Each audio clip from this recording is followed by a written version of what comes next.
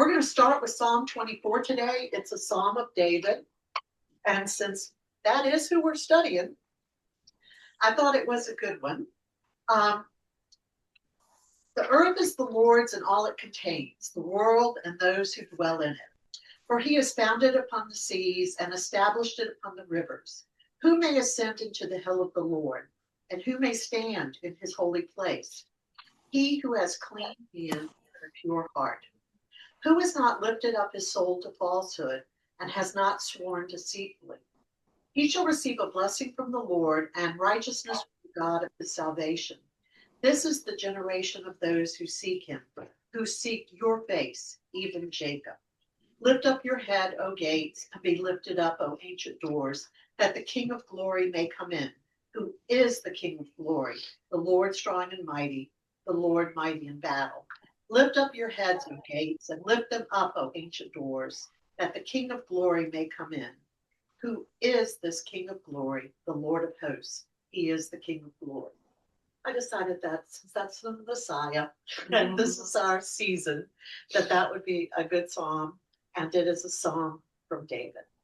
Oops, sorry. Anybody have any comments about the song?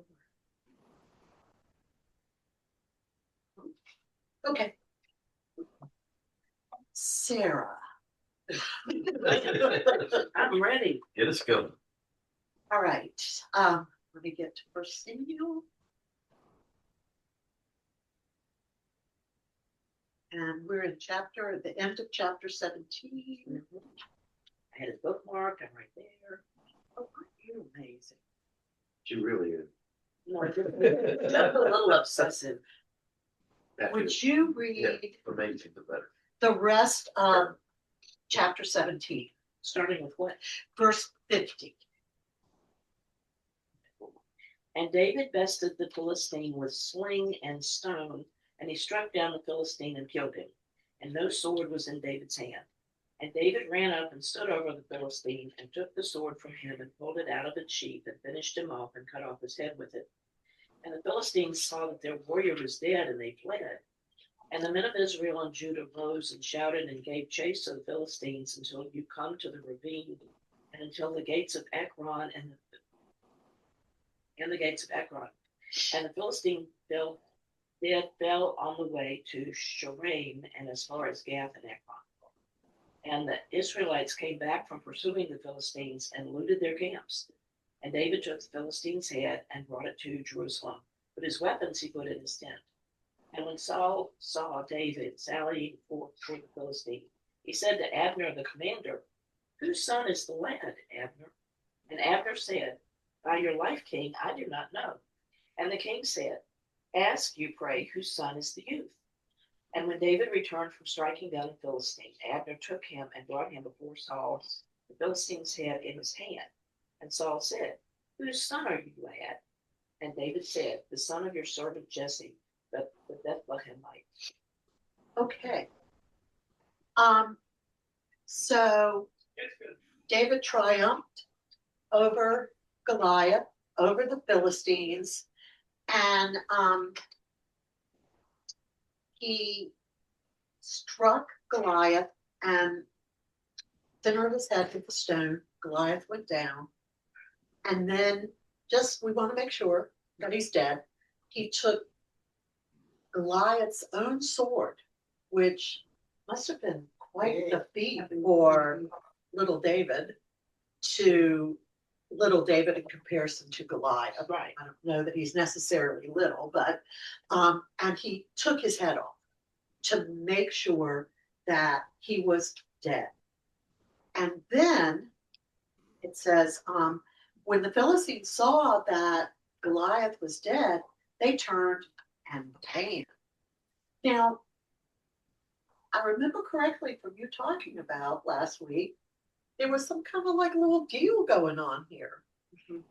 If our guy defeats you, you become our servants. Mm-hmm. If you defeat our guy, you become our servants. Mm-hmm. And if you defeat our guy, we become your servant. But Harold had mentioned that was just Goliath goes to. Right. That, you know, it probably didn't have any legal ramifications. Right, no legal ramification, but still, they turned around. It scared them when this young man strode out onto the field and killed their John. It was frightening to them. And it made me stop and think about what are some of the sacred cows that I hold dear would bother me if someone slew it? Like, what are some of the things I believe in that might bother me if it got knocked down? And then the second thing I thought about was, what are some of the beliefs that I have that I need to knock down? You know, that I need to decide, is this really truth, or is this just something that's kind of convenient for me?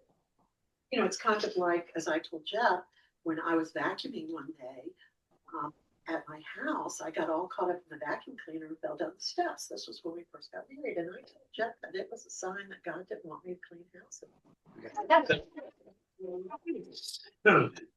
Maybe that's something that isn't true. Of course, Jeff did hire me someone to take care of the house.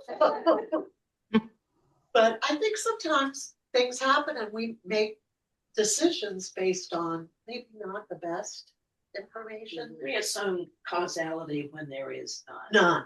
When it suits us. Exactly. Yes. Exactly. So what do we think are some of the giants that we fear? What are some of the That the earth is not flat. Oh yeah. That was one that We're only 6,000 years old. That we're gonna fall off the edge. I used to teach concept mapping. And until something clicks in that chain of events that you believe, that obviously defies your belief, that you have to break that chain. If you believe the world is flat until something you read or see or experience changes that, make you realize that that's wrong, you can't move on down the chain to other ideas. I love doing it. Well, was it really the vacuum cleaner, or did she fall off the end of the earth?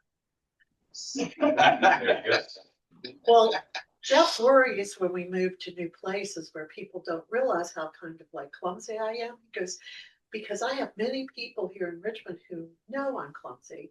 And if he comes home and finds me dead at the bottom of the steps, they'll come and testify he did not push me down the steps. Where a new place, you know, he doesn't have the group of people that might testify. Yeah. That And as Nancy will tell you, Yes, it was. unless there's some real clear reasons for somebody else, it's always the spouse. always the spouse. That's right. She taught me that from Policing 101 years ago. That's not. That's it. I think sometimes that one of the giants I need to let go of is having everything in my control. You know, like it's okay to let go of certain things. And I was talking to Jeff. Jeff thought he was going to get up and do a nice leisurely cup of coffee in the morning before we went over to visit my brother. And as soon as he got up and we had breakfast, I said, you have to come and help me do some things. As many of you know, we're adding an addition to the house and we're living in a corner in one room. It started out to be a room, but gradually things have migrated into that room. And now we pick our way over to this corner of the room. And it finally got me. You know, it was like I had to be in control of my life again.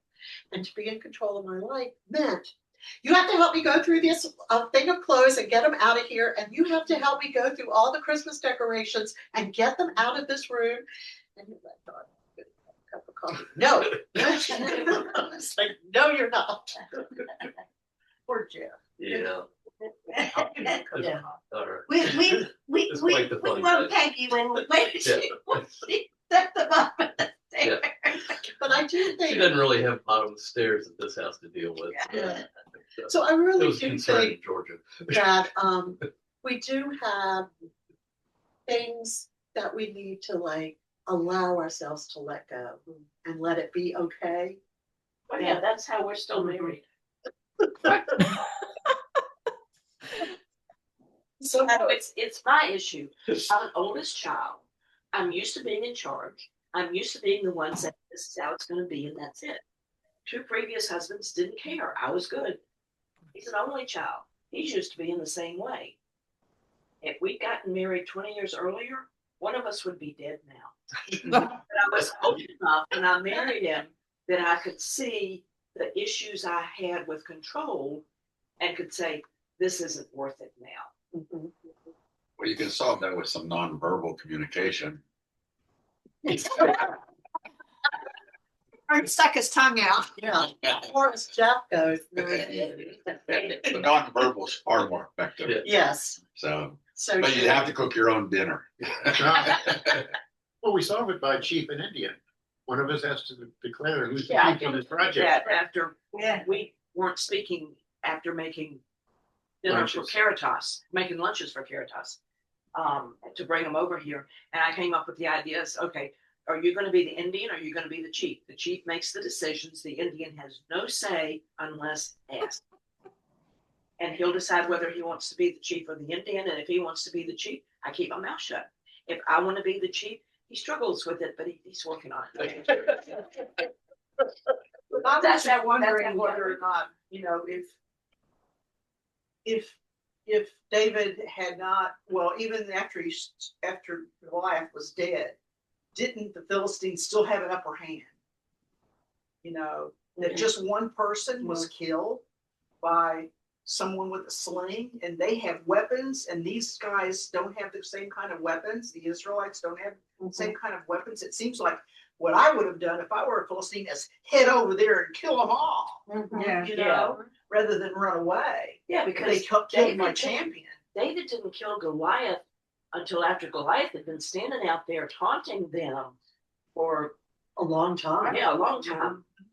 I think the TV show made it at least a couple of weeks, if not I longer. think the Bible says 40 days, but Yeah. that comes down to a long time. Right, yeah, just a long time. Yeah. Well, the question also becomes how long had that army been riding Goliath's coattails and depending on him to win through intimidation while they sat back and smoked a stogie? Right. They didn't have to fight, Yeah. They weren't ready to, Good point. give up their life for anybody, And the interesting thing is David started out in the confidence of God. God's on my side, going out here. The battle's going to be won because God's going to win the battle. And as soon as the Philistines fled, then David pursued them along with the rest of the Israelite army, and they defeated them. David led the way by example. And his faith in God and his courage to step out in faith, I thought a lot about what must have been going through his mind as he looked at Goliath and walked out on that field with this weapon. I mean, I know he knew how to use it well. and we know that he asked, what am I going to get? What Which woman do I get? what do And then you get? we're going to learn that he didn't get But doesn't that make a real strong statement about his faith? Didn't have any question at all. He walked out there and did what he did. I think the takeaway is that you've got this guy like Goliath, and I'm not a sports fan, but who was a famous Travis Kelce? I mean, who's a big name in sports today that you just think is invincible? Michael Jordan. I don't know. I don't know anything about sports, but whoever it is currently who's invincible, Muhammad Ali. It would be like a high school kid who's maybe not puny, but he's a high school kid. He comes out and he goes up against the greatest sports figure of the time, the strongest, beefiest guy of the time. He takes him down very first time. It's not even a fight. It's just like bam, and it's over. And I think that's we put our culture puts so much emphasis on these sports heroes, and if you wanted to extrapolate that and take it to big men like Elon Musk and Jeff Bezos, etc., we put so much stock in these titans, and then just to have some unknown high school kid step out on And the field. it's also a typical storyline of a myth of myths. Yes. Because you take Yeah. Star Wars, Yeah. who in Yeah. the end helps defeat the The Empire. Death Star. No, it's No, not I'm the saying little the guys. It's It's the the little little guys. Ewoks. Yeah. Yeah. Yeah. And that's the and story most of of the God. stories that I we mean, come with. yeah. It's that in Lord of the Rings, which Yeah. Tolkien and C.S. Lewis and all were all were believers in Right. So Christ. if you want to follow that a bit, read Joseph Campbell's The Power of Opinion. Yeah, I love that. And to your original question about what do I need to write down, or what have changed my mind about, I think Joseph Campbell's a good place to start.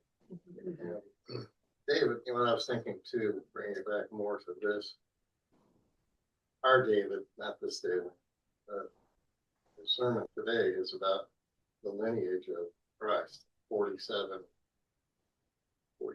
people up to Christ. And yet there's a very surprise moment where you have to change your mind a little bit about that. I thought this idea of having to come to a revelation and change your mind is really related to what David said.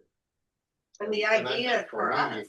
Just scripture, I always felt like something is a masterpiece, and that there's a truth there that can never change. But what I perceive it to be when I'm 14 is different than when I'm 21, when I'm 30, 50, and when I'm 78. It's still there. It's a masterpiece. The rest of it is just trash. It's interesting that you say that. I read Huckleberry Finn for the first time when I was in 4th grade. I thought it was a wonderful adventure story. Wonderful adventure story. Read it again in 8th grade and in school this time. And I realized that there was a lot of underlying meaning. I'm not sure in the 8th grade I got all of it, but I thought it was a cool story about a kid standing up to authority, because I'm in middle school. Typical 8th grade. Yeah, I'm in middle school, but he stood up and told these people, I'd rather go to hell than do what you want me to do. That was what resonated with me. In 11th grade, I looked at Huckleberry Finn and studied it and realized what a satire it was at the times, what a revelation it was about the times. So much so that I finally decided to do my doctoral dissertation on Huckleberry Finn and why we're afraid of that book. It's been banned ever since it was published. It was published from the first day. It was banned from the first day it was published. What is it about ideas that frighten us? And I just think that what you're saying is so true. If something causes us to question what we believe in and perhaps reshape, rethink, or be more firmly resolved in what we believe in, that's a good thing, that's a good thing. You were going to say something. Well, I was just going to say that we believe, and this is sort of the story throughout the Bible, but we believe in worldly things of power and strength. The Goliath, David believed in God, and that's why he won, and that's why the Philistines ran, because they didn't know who that God was. And it's the same story with Christ. I mean, he did not conform to our ideas of worldly strength and power. He was the son of a poor carpenter, not a powerful man, not a general, not a king. He still doesn't conform to what most people think he is. Yeah, right. Well, the other thing that I thought about was when I was in Southeast Asia for that year, and I told you about going up to the village up in the mountains near the Mont with the Maui tribe and the little girl that had epilepsy. And they wouldn't touch her because they were afraid that the demons in her, because they didn't understand epilepsy, that the demons were would jump into them if they touched her. So they had a circle drawn around her and they pushed food into her with a stick. Like it was like a little wooden ball and they push it in because they weren't going to let her die, but they didn't want to get close enough to endanger themselves. And when I saw her, here I come from America, a world that has all kinds of information easily available at my fingertips. I realized it was epilepsy and ran into the circle and picked her up. And they were like, And they're waiting for you to get the yeah. interview. And finally, one of them around the campfire, because we always Maybe tell that's what stories she's- around the I fire. mean, that's why she's so clumsy. Baby stuff. It's the demons. Yeah, Asked, and maybe what came out yesterday morning. yes, That organizes Christmas. even tell us about this God who protects you from the demons. And you think about that's what spoke to them was that my God was strong enough to keep this possessed girl from possessing me. And I just thought, oh, Lord, sometimes I don't understand how you work, but There's something deeper there. yeah. And that's why the Philistines ran, because they knew that David's God was strong enough. Okay, so David took the head of the Philistine and brought it to Jerusalem, but he put his armor in his tent. Now, several of the scholars that I looked at, or the commentaries that I looked at, said since it was many years later that Jerusalem was conquered, we don't get that till 2 Samuel chapter 5, verses 6 through 10. This likely means David eventually brought Goliath's head to Jerusalem. Oh, gross. Would have been, Oh, it would have been a skull by then. Yeah. Right. yeah. Yeah, Jerusalem was still under. This isn't Genocide. even Jerusalem. It says It wasn't that Jerusalem. presumably, like many scholars believe that David pickled his head. Oh. That he Yes. put it in vinegar and Which is pickling not that funny. spices I mean, and stuff, and that would preserve the head, and that's how he kept it. No. It wasn't then just they would have given us the recipe for the pickling juice. yeah. Oh, I love it. Oh. And that David does use the sword of Goliath later, and he also had the head and the sword as reminders of God's great work. So Saul watched David going out to see the Philistines, and he turns to his aide Abner and he says, "Hey, who is that guy?" And hasn't David been playing? Yeah, this was this whole time. it's like the second story. Yeah, hasn't he been? Some scholars say perhaps he played behind a screen. Some scholars say he saw David when he was crazy, so he doesn't recognize David when he's sane. But nevertheless, here he is going, who is this guy? And for Abner not to know. Yeah, and then for Abner to say, and it says maybe Saul did recognize David, but then, I don't know about y'all, but when you used to go to visit your grandparents, did they always tell you whose people were whose people were whose people? Like, that's Tilly. Her people are, Jesse and Martha were her parents, and then her grandparents were, and they would take you back through who were their people. Mm-hmm. And that maybe that's all Saul's doing is like, who is this guy and who is his family? Well, this is, I don't know, but I'll find out for you. Does he come from a reputable stock? Does he come from, who is he? He's really asking who his father is, Yeah. not so much who he is. Yeah. So Saul promised his daughter to the man who killed Goliath, and Saul wanted to know something about his future son-in-law. I'll give my daughter to this guy. Who is he? Who's his family? So then it says, we also know that David didn't spend all his time at the palace. So he would go, this was in your thing, he would go and then he'd go home. and then he'd go, and then he'd go home. So maybe it was fleeting glimpses. I think it's just two different stories. Okay. I do too. Yeah. You know, Yeah. some, one group over here, it's like, right, telephone, or whatever that game is. Yeah. Yeah. You know, Yep. And Saul calls him a young man. That literally means from that time period, and was someone who's a young man is full grown, mature, in the prime, and ready to marry.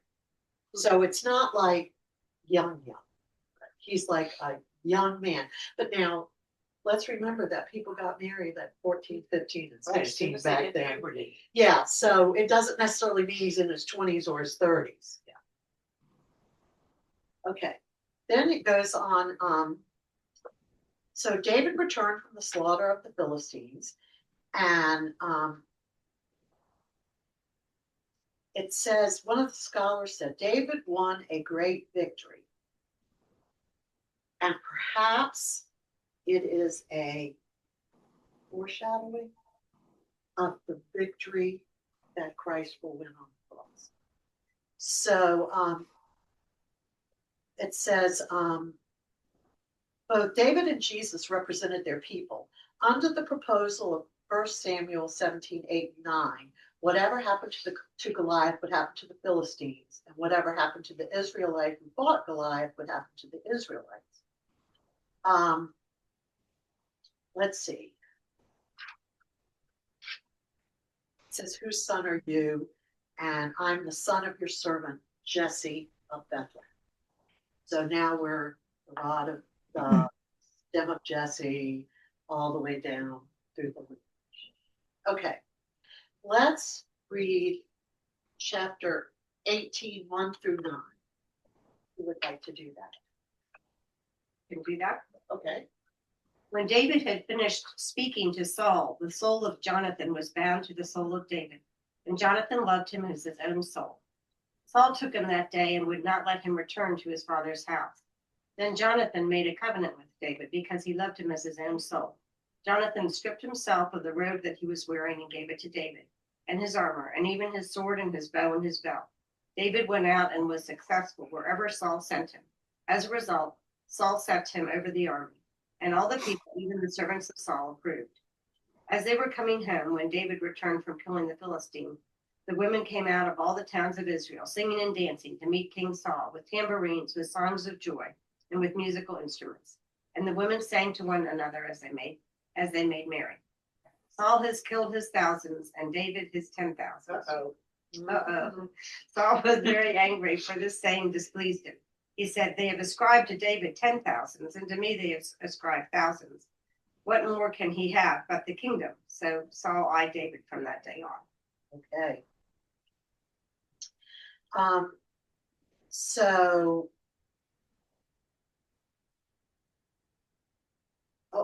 there's going to be trouble right here in River City. There's going to be trouble. So, we're going to start with when David returns and speaks to Saul. He and Jonathan became fast and best friends, like brothers. They were close as brothers. And why not? He was the brave man of faith who had practically initiated a one-man war with the Philistines. And then Jonathan was a lot like David. They were Jonathan had just done that. too.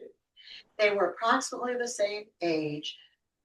Jonathan was probably like 3 to 5 years older than he was, but about the same age. They were both bold. Both were men of great trust in God. They were men of action. And both of them had a real relationship with God. At the same time, Jonathan and David were different. Jonathan was the firstborn son of a king, and David was the lastborn son of a farmer. This made Jonathan more than a prince. He was the crown prince. By everyone's expectation, Jonathan would be the next king of Israel. Jonathan heard David give an extended explanation of his heart, his faith in the living God, and Jonathan knew that he and David had the same heart. They could not be such close friends until Jonathan knew about David. The way most people think, Jonathan was the one who had the most to fear from David's success. Yet he loved David because they had the Lord in common. And that was bigger than any difference. Once David comes back and tells them all about defeating the Philistines, David was never going to just be a shepherd. He couldn't go back and just be a shepherd. He still had a shepherd's heart, but he had to be more than a shepherd. Then Jonathan and David made a covenant. They made a covenant of friendship that would prove stronger than jealousy and envy and ambition. And Jonathan took off the robe he was wearing and gave it to David, along with his tunic, his sword, his belt. Symbolically, Jonathan has given up the role of crown prince. And he has said, you may be prince. You can be the next king of Israel. Ooh, that's quite a gift.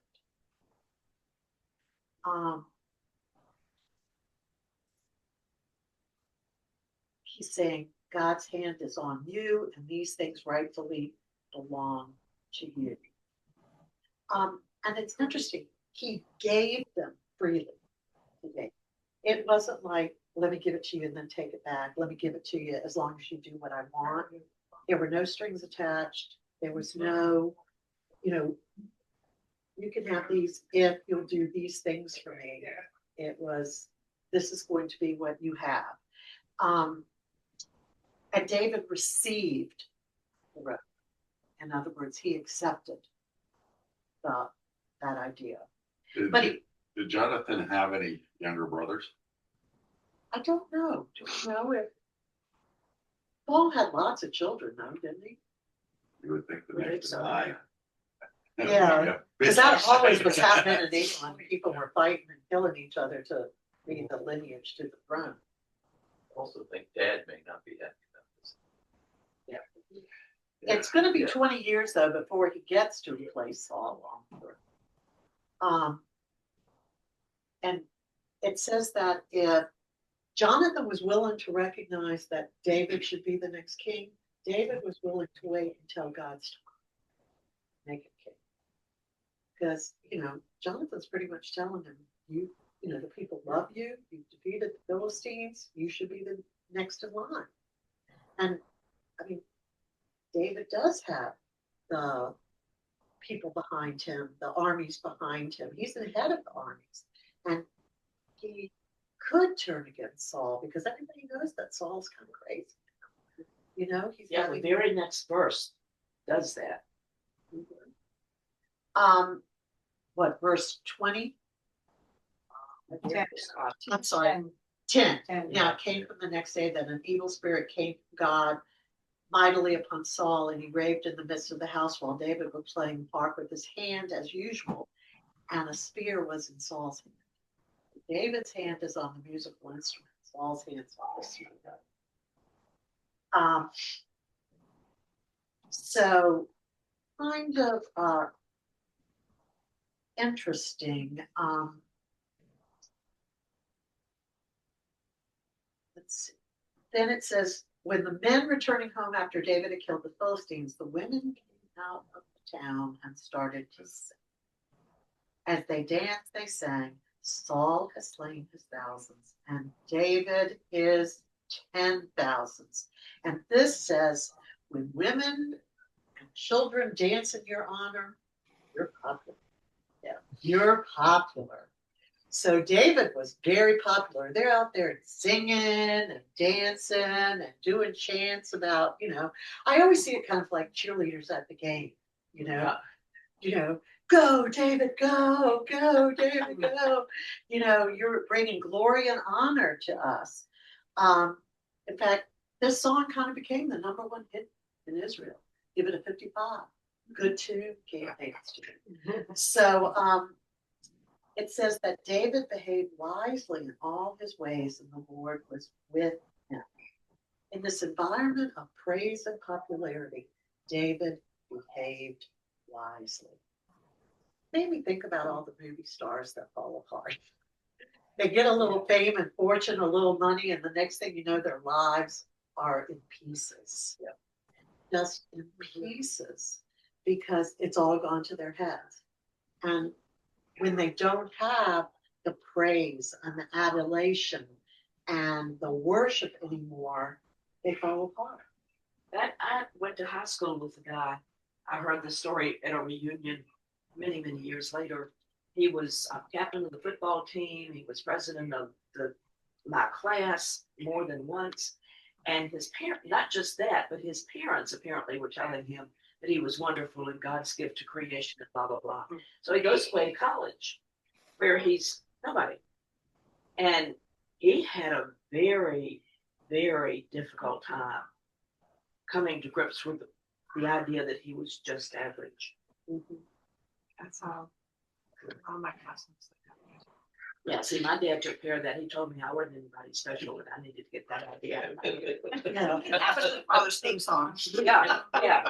Yeah, just because you're smart doesn't mean you're special. There's an interesting movie on, I think it might be Netflix now, but it's Jay Kelly with George Clooney. And he's an actor, an older actor. Watch it. And he, it just talks about acting was what he wanted. You know, it was passion, and he wanted it above his children, his wives that he's divorced, and everything. And now he's older and doesn't have any relationship with them at all, and just what that's going through. And it always has his entourage, you know, around him, all of these people around him, but none of it means that much to him, you know. What a shame to peak in high school. You know, that's the height of your glory is high school. Yeah, Friday Night Lights, the movie. Yeah. Mm-hmm. There's a line where the dad tells the star of the football field, "Enjoy it now, it's all downhill." And that was the saddest line I had ever heard in a movie. In high school. Yeah. Well, I mean, it was, you know, it was at a time when not many people went to college. It's like, it's going to be downhill from now, kid. Enjoy this hard path. That and I don't give a damn were the two saddest lines in movies I've ever heard. I was amazed. I worked with the high school youth group in a previous church for a number of years and went to a bunch of high school graduations. And I was always dumbfounded by the number of speakers that were up there talking to the kids, basically saying, all right, fun's over. You know, reality's going to hit. And I'm like, what in the world Well, that's are what we they're telling them? That's what their speeches reflected their lives. Yeah. Mm-hmm. But I was just like, I mean, this was sometimes the adults up there Well, doing these things too. And it's like, to have that kind of speech at your commencement Well, was just dumbfounding to me. I've heard it numerous times. My dad took me aside and said, you know, you'll never see another penny from me. I taught you to be independent. You can't count on anybody, not even your family. Same thing. Yeah. But that was a reflection of his life. Yeah. Mm-hmm. One of the scholars said that being a shepherd had helped David learn how to handle popularity because you can rest assured the sheep didn't sing and dance. Offered up positive affirmations. Thank you for our safe home. And he's the youngest. I'm sure his older brothers were singing his praises. Right. Clearly, we're not Disney sheep. That's right. And it says that Saul was very angry. The phrase displeased him greatly. And from then on, Saul kept a close eye on David.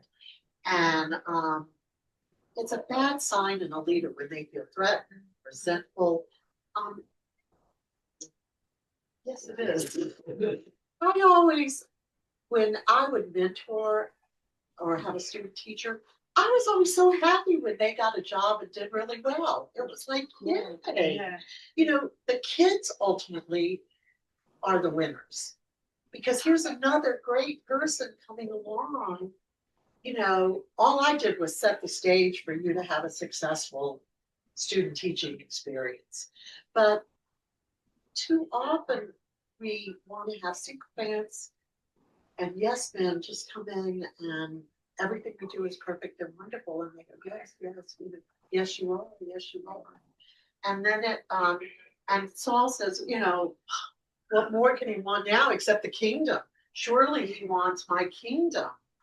And he's got to remember it's all Samuel telling him the Lord's rejected you. And he's bringing this new guy up. And then says, if Saul were an honorable man, he wouldn't be in the mess he's in now. He was envious and he looked at David with suspicious eyes and looked at it from the worst possible perspective.